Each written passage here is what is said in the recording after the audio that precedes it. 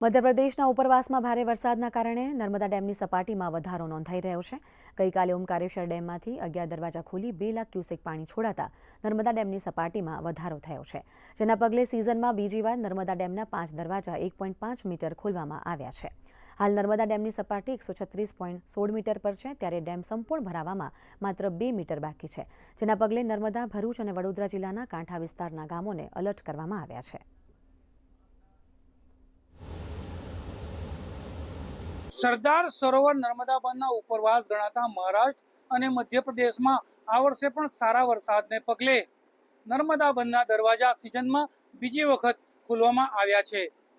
ગત 31 જુલાઈએ નર્મદા બાંધના 5 દરવાજા ખોલી તબક્કાવાર 15 દરવાજા સુધી ખોલવામાં આવ્યા હતા અને 2 લાખ ક્યુસેક પાણી નર્મદા નદીમાં છોડવામાં આવ્યું હતું।